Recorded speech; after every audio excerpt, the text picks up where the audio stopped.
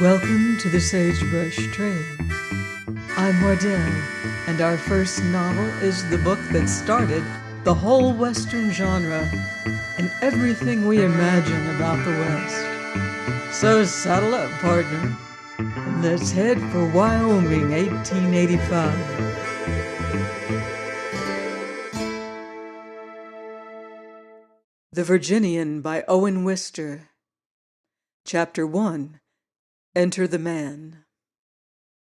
Some notable sight was drawing the passengers, both men and women, to the window, and therefore I rose and crossed the car to see what it was. I saw near the track an enclosure, and round it some laughing men, and inside it some whirling dust, and amid the dust some horses, plunging, huddling, and dodging. They were cow ponies in a corral, and one of them would not be caught no matter who threw the rope. We had plenty of time to watch this sport, for our train had stopped that the engine might take water at the tank before it pulled us up beside the station platform of Medicine Bow. We were also 6 hours late and starving for entertainment. The pony in the corral was wise and rapid of limb. Have you seen a skillful boxer watch his antagonist with a quiet, incessant eye? Such an eye as this did the pony keep upon whatever man took the rope. The man might pretend to look at the weather, which was fine, or he might affect earnest conversation with a bystander. It was bootless. The pony saw through it. No feint hoodwinked him. This animal was thoroughly a man of the world. His undistracted eye stayed fixed on the dissembling foe, and the gravity of his hoarse expression made the matter one of high comedy. Then the rope would sail out at him, but he was already elsewhere. And if horses laugh, gaiety must have abounded in that corral. Sometimes the pony took a turn alone. Next he had slid in a flash among his brothers, and the whole of them, like a school of playful fish, whipped round the corral, kicking up the fine dust, and, I take it, roaring with laughter. Through the window glass of our Pullman, the thud of their mischievous hoofs reached us, and the strong, humorous curses of the cowboys. Then for the first time I noticed a man who sat on the high gate of the corral looking on, for he now climbed down with the undulations of a tiger, smooth and easy, as if his muscles flowed beneath his skin. The others had all visibly whirled the rope, some of them even shoulder high. I did not see his arm lift or move. He appeared to hold the rope down low by his leg, but like a sudden snake I saw the noose go out its length and fall true, and the thing was done. As the captured pony walked in with a sweet church-door expression, our train moved slowly on to the station, and a passenger remarked, "That man knows his business." But the passenger's dissertation upon roping I was obliged to lose, for Medicine Bow was my station. I bade my fellow travelers good-bye and descended, a stranger, into the great cattle land, and here in less than 10 minutes I learned news which made me feel a stranger indeed. My baggage was lost. It had not come on my train. It was adrift somewhere back in the 2,000 miles that lay behind me. And by way of comfort, the baggage man remarked that passengers often got astray from their trunks, but the trunks mostly found them after a while. Having offered me this encouragement, he turned whistling to his affairs and left me planted in the baggage room at Medicine Bow. I stood deserted among crates and boxes, blankly holding my check, hungry and forlorn. I stared out through the door at the sky and the plains, but I did not see the antelope shining among the sagebrush, nor the great sunset light of Wyoming. Annoyance blinded my eyes to all things save my grievance. I saw only a lost trunk, and I was muttering half aloud, "What forsaken hole is this?" when suddenly from outside on the platform came a slow voice. "Off to get married again? Oh, don't." The voice was southern and gentle and drawling, and a second voice came in immediate answer, cracked and querulous. "It ain't again. Who says it's again? Who told you anyway?" And the first voice responded caressingly. "Why, your Sunday clothes told me, Uncle Hughie. They are speaking mighty loud of nuptials." "You don't worry me," snapped Uncle Hughie with shrill heat. And the other gently continued, "Ain't them gloves same as you wore to your last wedding?" "You don't worry me! You don't worry me!" now screamed Uncle Hughie. Already I had forgotten my trunk. Care had left me. I was aware of the sunset and had no desire but for more of this conversation, for it resembled none that I had heard in my life so far. I stepped to the door and looked out upon the station platform. Lounging there at ease against the wall was a slim young giant, more beautiful than pictures.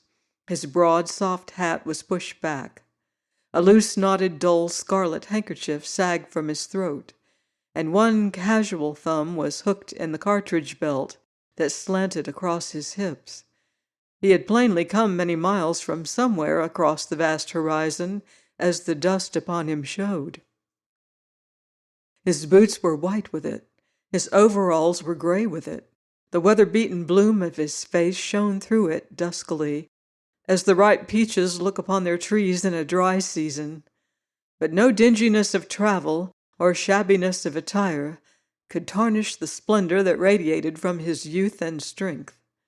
The old man, upon whose temper his remarks were doing such deadly work, was combed and curried to a finish, a bridegroom swept and garnished. But alas, for age!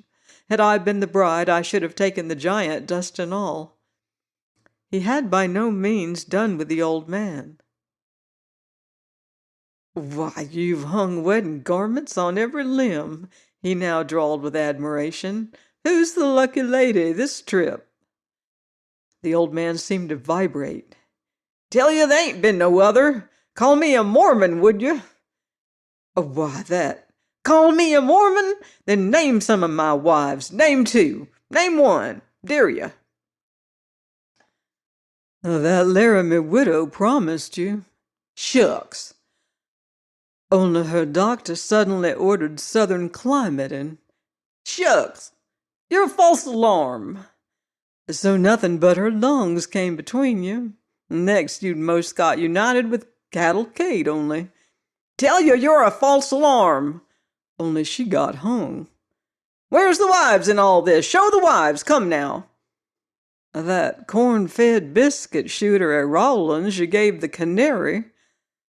"Never married her. Never did marry." "But you come so near, Uncle. She was the one left you that letter explaining how she'd got married to a young card player the very day before her ceremony with you was due, and—" "Ah, you're nothing. You're a kid. You don't amount to—" "And how she'd never forget to feed the canary."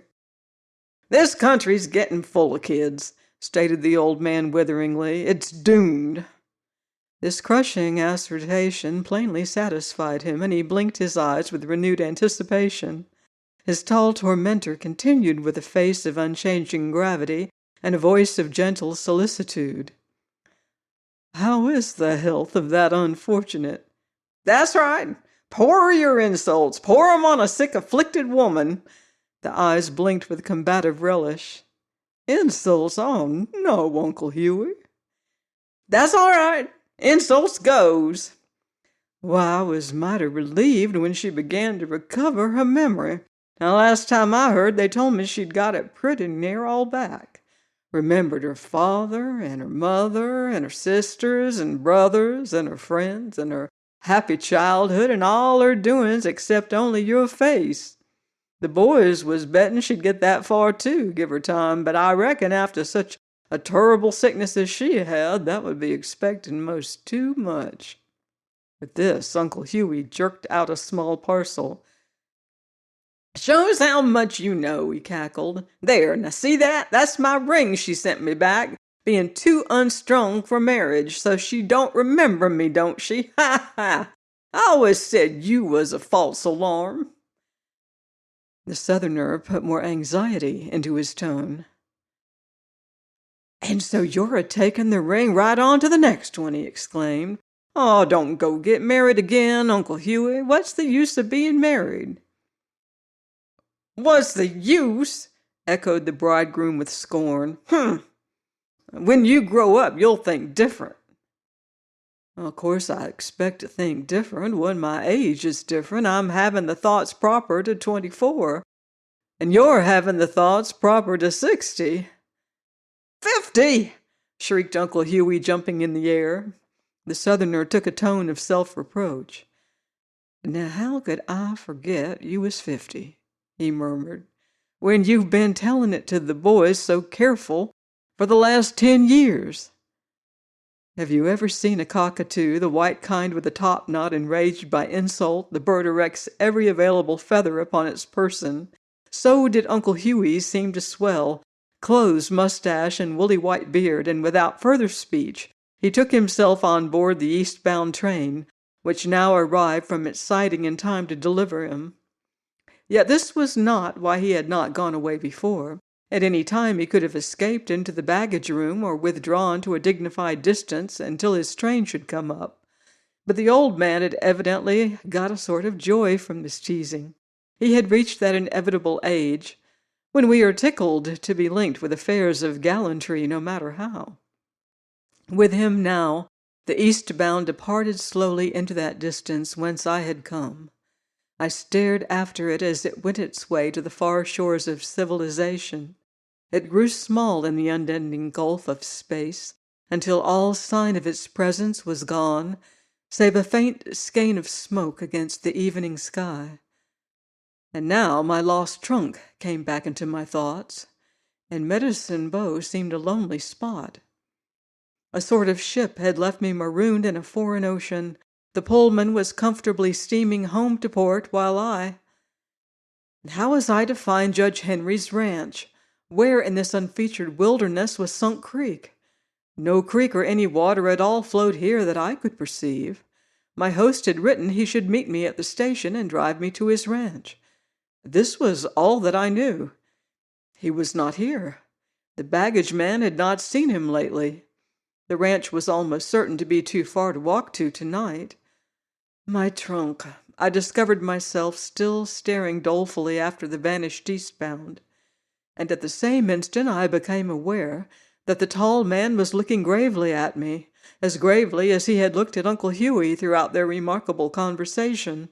To see his eye thus fixing me, and his thumb still hooked in his cartridge belt. Certain tales of travelers from these parts forced themselves disquietingly into my recollection. Now that Uncle Hughie was gone, was I to take his place and be, for instance, invited to dance on the platform to the music of shots nicely aimed?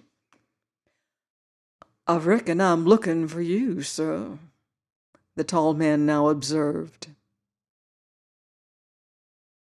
Join me next week on the Sagebrush Trail for more adventures out west with the Virginian by Owen Wister.